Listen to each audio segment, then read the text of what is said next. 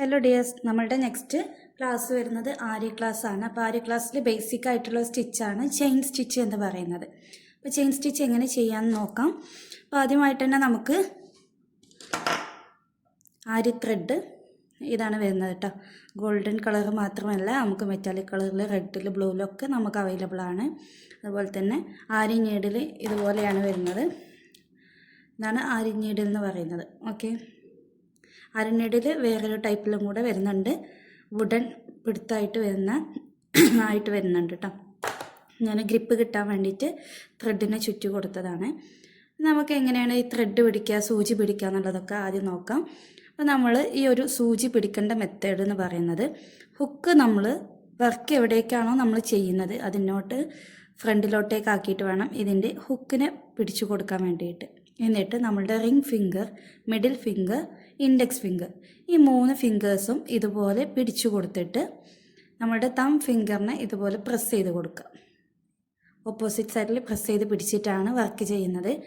നമ്മളുടെ ചെറുവിരൽ, small finger use ചെയ്യുന്നില്ല കേട്ടോ.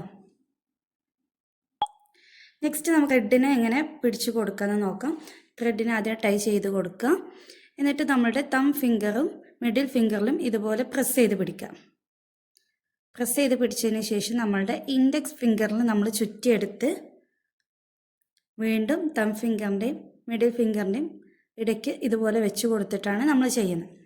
ഞാൻ പറഞ്ഞു, ആദ്യമായിട്ട് നമ്മൾ എങ്ങോട്ടേക്കാണോ ഇതിനെ വർക്ക് ചെയ്യാൻ ഉദ്ദേശിക്കുന്നത് ആ ഭാഗത്തേക്ക് ഹുക്കിനെ ഇറക്കി കൊടുക്കുക.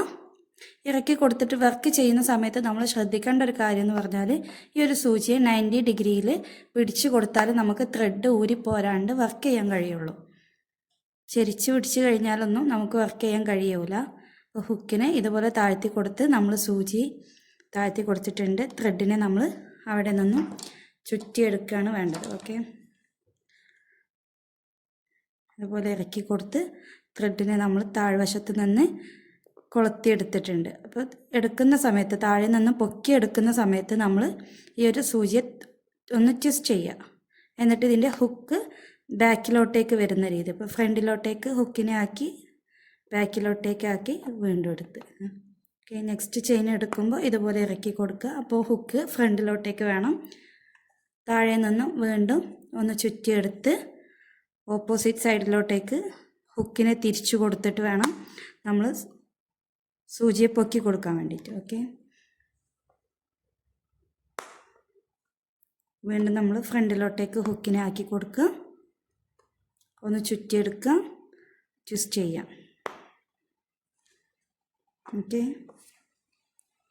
എല്ലാവർക്കും ക്ലിയർ ആയിട്ടുണ്ടെന്ന് വിചാരിക്കണം. അപ്പോൾ ഇതുപോലെ നമ്മൾ ചെയിൻ സ്റ്റിച്ചിൽ ആര്യ വർക്കിൻ്റെ ഡിസൈൻ ഇതുവരെ നമ്മൾ ചെയ്തതുപോലെ, എല്ലാ വർക്കുകളും ചെയ്തതുപോലെ ഓരോ ഡിസൈൻസ് ചെയ്ത് വെക്കുക കേട്ടോ.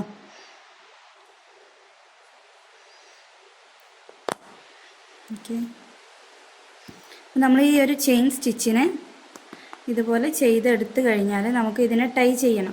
നമ്മൾ സാധാരണ ഹാൻഡ് എംബ്രോയ്ഡറിക്കൊക്കെ ബാക്കിൽ കൊണ്ടുപോയി നമ്മൾ ടൈ ചെയ്യാണ് ചെയ്യാറുള്ളത്. അപ്പോൾ അതുപോലെയല്ല നമ്മൾ ആര്യ വർക്കിൻ്റെ ഈ ഒരു ത്രെഡ് വെച്ചിട്ട് നമ്മൾ ടൈ ചെയ്യുന്നത്. ടൈ ചെയ്യുന്ന മെത്തേഡ് എന്ന് പറഞ്ഞാൽ, നമ്മൾ ആദ്യം ചെയിൻ സ്റ്റിച്ചിനെ ഇതുപോലെ വലുതാക്കി വെക്കുക.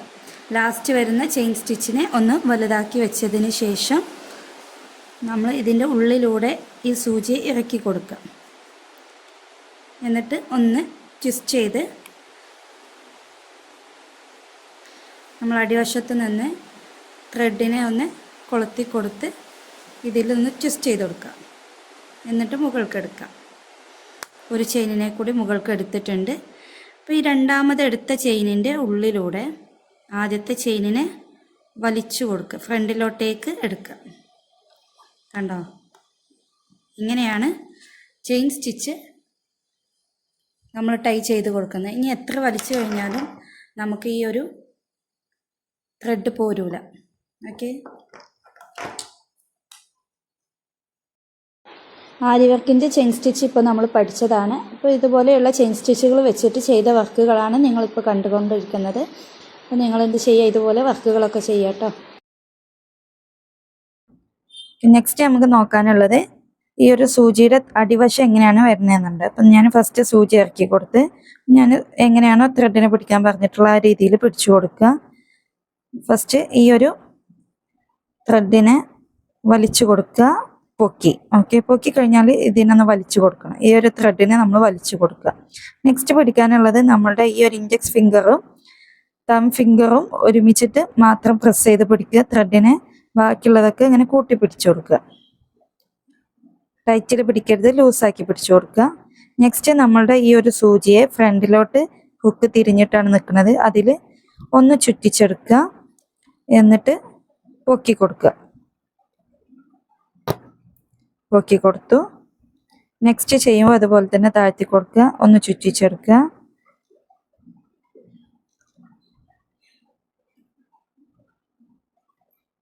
ചുറ്റിച്ചേർത്ത് പൊക്കി കൊടുക്കുമ്പോൾ മുകൾക്ക് പൊക്കി കൊടുക്കുക,